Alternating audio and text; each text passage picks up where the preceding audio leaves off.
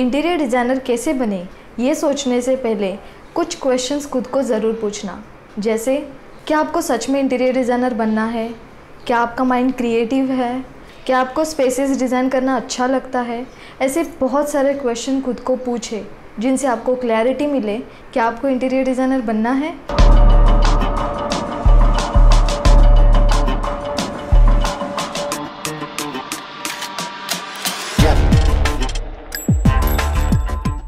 कोई भी career select करते वक्त उसके बारे में इनफ इन्फॉर्मेशन होना, वैसे ही उस फील्ड के बारे में प्रोज एंड कॉन्स पता होना, और सबसे इम्पॉर्टेंट खुद के बारे में क्लैरिफिकेशन होना बहुत ज़्यादा इम्पॉर्टेंट है।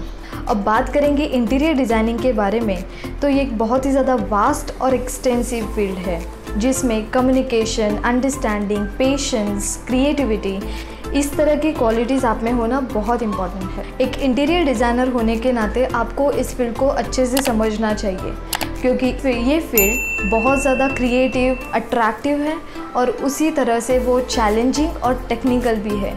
सो यहाँ पे हर नए दिन कुछ ना कुछ चैलेंजेस आते हैं और उनको फेस करना, उनको टैकल करना आप में होना चाहिए। सबसे पहले इंटीरियर डिज़ाइन टर्म में आने वाले सब टर्म्स को आपको समझना चाहिए।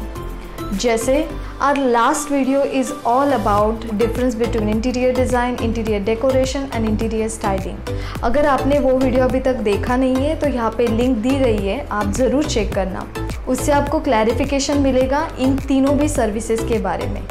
फिर आपको इंटीरियर डिज़ाइनर नहीं बनना है लेकिन आपको डेकोरेशन, स्टाइलिंग में आपका इंटरेस्ट है, तो अकॉर्डिंगली आप उस प्रोफेशन को सिलेक्ट कर सकते हो। So first understand difference between all and then choose wisely. Now second चीज़ है क्रिएटिविटी। इंटीरियर डिज़ाइन ये एक क्रिएटिव फील्ड है जिसमें रेसिडेंशियल, कमर्शियल, हॉस्पिटैलिटी जैसे स्पेसेस को आपको डिज़ाइन करना होता है। वो स्पेसेस एक्चुअल में फंक्शनली यूज़ होते हैं और उसके लिए बहुत ज़्यादा क्रिएटिव भी होना उतना ही इम्पॉर्टेंट है। और यही क्रिएटिविटी, पैशन अगर आप में है, then only you can survive in this field and become a successful interior designer. Now the third thing is interior designing is not all about joy and decoration. हम में से बहुत सारे लोगों की ये मिसअंडरस्टैंडिंग है कि इंटीरियर डिज़ाइन ये एक क्रिएटिविटी, डेकोरेशन एंड जॉयफुलनेस से भरी फील्ड है और इसमें बहुत सारी चीज़ें आसानी से हो जाती है। बट गाइस, ट्रस्ट मी, ऐसा नहीं होता है।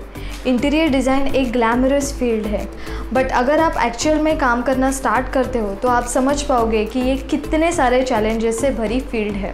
सो ये अज्यूम बिल्कुल भी मत करना कि ये जॉयफुल और बहुत डेकोरेटिव फील्ड है। Now the fourth thing is आपको जेंटल और काम होना चाहिए। एक इंटीरियर डिज़ाइनर कोई भी प्रोजेक्ट के स्टार्ट टू एंड बहुत सारे लोगों के साथ इंटरैक्ट होता है। कभी कभी उसकी क्लाइंट्स और वेंडर्स के साथ कन्फ्लिक्ट्स भी होती है, बट ऐसी सारी सिचुएशंस को हैंडल करने के लिए एक काम, पेशेंस, दिमाग होना बहुत इम्पॉर्टेंट है। और ये सब करने के लिए डिज़ाइनर को जेंटल और काम होना बहुत इम्पॉर्टेंट है ताकि वो सबको साथ लेके काम करे।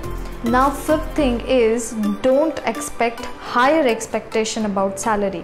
जैसे IT companies multinational large scale पे होती है, वैसे इंटीरियर डिज़ाइन में नहीं है, क्योंकि ये एक ग्रोइंग फील्ड है इन इंडिया।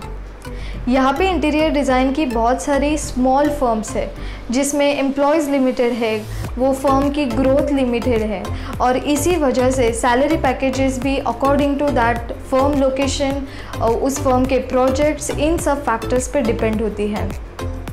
बट ऐसा भी नहीं होता है कि आपको कम ही सैलरी मिलेगी। अगर आप टेक्निकल स्किल्स बढ़ाओगे, आपका एक्सपीरियंस बढ़ेगा, प्रैक्टिकल नॉलेज बढ़ जाएगा, तो ऑब्वियसली आपकी सैलरी का इंक्रीमेंट भी उसी तरह से होगा।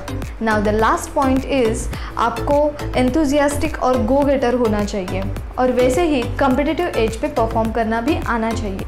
और अगर बात करें इंथुजियाज़म की, तो इंटीरियर डिज़ाइन में हर वक्त ट्रेंड चेंज होते रहते हैं और अगर इन ट्रेंड्स में आपको अपडेटेड रहना है तो आपको इंथुजियास्टिकली इनिशिएटिव लेके इसमें अपडेट होना पड़ेगा। फिर चाहे वो मैगजीन्स पढ़ के हो, कोई इंटरनेट सर्च हो और एक्चुअल प्रैक्टिकल नॉलेज हो, आपको इनिशिएटिव लेना ही पड़ेगा। ऐसे ही गो गेटर के लिए एग्जांपल देखेंगे।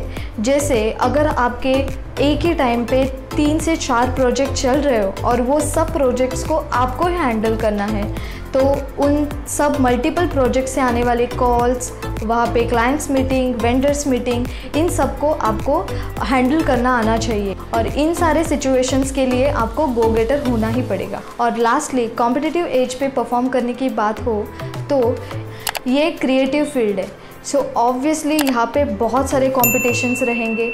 हर एक डिज़ाइनर अपना डिज़ाइन, अपना स्टाइल आगे रखने के लिए बहुत सारी मेहनत करता है, वैसे ही आपको भी करनी पड़ेगी। आपको बहुत सारे ट्रेंड्स के बारे में अपडेट रहना पड़ेगा, टेक्निकल स्किल्स के बारे में अपडेट रहना पड़ेगा और ऐसे ही आप जी जान लगा के एक अच्छा सक्सेसफुल इंटीरियर डिज़ाइनर बन सकते हो।